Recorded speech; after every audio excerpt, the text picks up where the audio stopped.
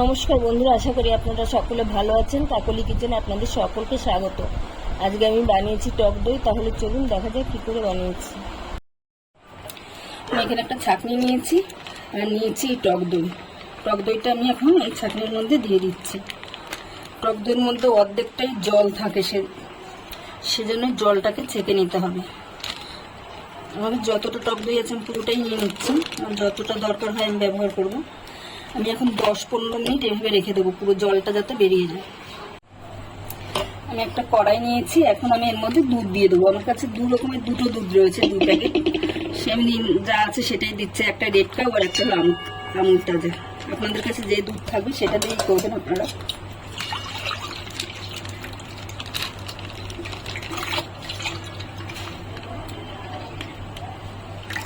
একটু সময় নিয়ে এটাকে জাল করব, তারপরে আমি দেখবো কতটা ঘন আমি রেখেছি দুধটাকে। দেখুন আমার দুধটা অনেকটাই ঘন হয়ে গেছে। আমি 7-8 মিনিট ধরে জাল করে নিয়েছি, অনেকটা ঘন হয়ে গেছে। আর বেশি জাল করবো না, 2-3 মিনিট জাল করবো। দেখুন দুধটা আমার অনেকটাই ঘন হয়ে গেছে, আমি আর জাল করবো না। আমি এখন এটা গ্যাসটাকে বন্ধ করে দিচ্ছি।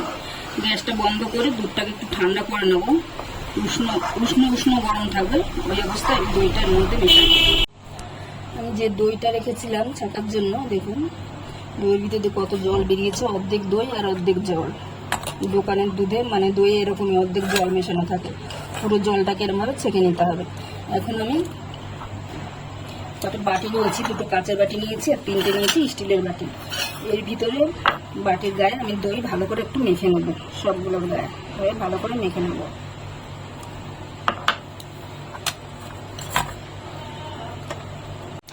দুধটা আমার হালকা ঠান্ডা হয়ে গেছে, যে আঙুল চুবানো যাচ্ছে, এরকম ঠান্ডা রাখতে হবে। এখন আমি যে দইটা জল ঝরিয়ে রেখেছিলাম এই দইটার মধ্যে দিয়ে দিচ্ছি। 1.5 চামচের মতন হয়েছে আমার দই। এটা দিয়ে আমি ভালো করে মিশিয়ে নেব।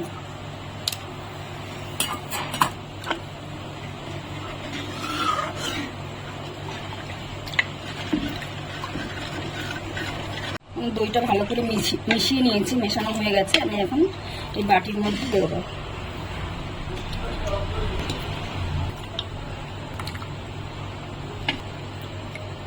3 চামচ করে ধরছে একটা হিসাবে। এখানে আমি একটা কড়াই গরম করতে বসিয়েছি, একটু গরম করে নেবো কড়াইটা। কড়াইটা আমার হালকা গরম হয়ে গেছে, এখন আমি গ্যাস অফ করে দিয়েছি। আমি এর মধ্যে একটা স্টল দিয়ে দিচ্ছি, বাটি আমি এর ভিতরে বসিয়ে দিচ্ছি। 2টো বাটি বসিয়ে দিলাম। আমি এখন একটু ঢাকা দিয়ে দিচ্ছি।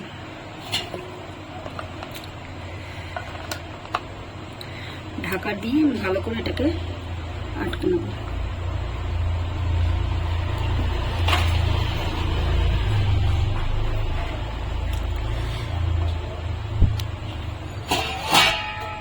আমি এখন এটাকে চাপা দিয়ে সারা রাত রেখে দেবো। এটা সারা রাত এরকমই থাকবে, এটাকে নাড়াচাড়া করা যাবে না। এখানে একটা ডেকচিতে জল দিয়েছি, এখন আমি এর ভিতরে শুকনো থালা দিয়ে দিচ্ছি। তারপর আমি স্টিলের বাটির দুটো বসিয়ে দিচ্ছি। এবার ঢাকনা দিয়ে দিচ্ছি।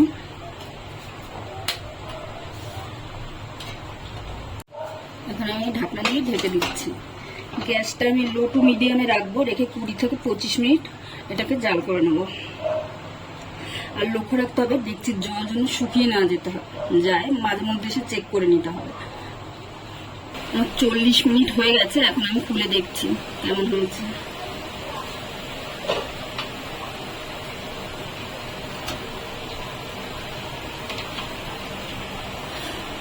দইটা ভালোই জমে গেছে। হালকা উপরে একটু জল দেখা, আমি গ্যাসটা অফ করে দিচ্ছি। এখন হালকা উপরে একটু জল দেখা যাচ্ছে। এটা ফ্রিজে রাখলে সেট হয়ে যাবে। আমি এখন দইটাকে ঠান্ডা করে নেবো। এখন খুব গরম, ঠান্ডা হয়ে গেলে আমি ফ্রিজে রেখে দেবো।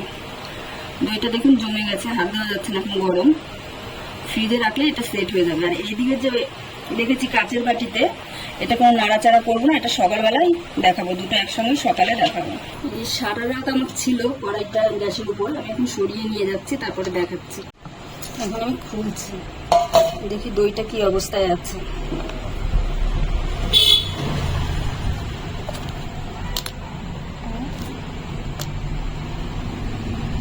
এই দেখুন দইটা খুব সুন্দর জমেছে। এটা এখন একটুখানি ফ্রিজে রাখতে হবে, ফ্রিজে না রাখলে ভালো লাগবে না। আমি ভিডিও করার পরে আমি ফ্রিজে রাখবো, এখন দেখাচ্ছি। আর ফ্রিজে যে দুটো রেখেছিলাম বাটি, স্টিলের বাটি, ওগুলো আমি বের করে নিয়ে এসেছি এখন। এই যে আমার স্টিলের বাটিগুলো আমি বের করে নিয়েছি ফ্রিজ থেকে। এটাও ভালো সেট হয়ে গেছে। আর এটা উপর দিয়ে কেমন দেখাচ্ছে, এগুলো হলো সর পড়েছে, মানে এই দই দিয়ে লস্যি করলে খুব ভালো হবে। উপর দিয়ে সরটা তুলে নিতে হবে, কিন্তু এটার মধ্যে সর পড়েনি। এই একটু জল জল দেখা যাচ্ছে, দেখতে পাচ্ছেন। এটা ফ্রিজে রাখলে সেট হয়ে যাবে, কিন্তু দইটা খুব সুন্দর হয়েছে। আমি এখন একটা কেটে দেখাচ্ছি আপনাদের।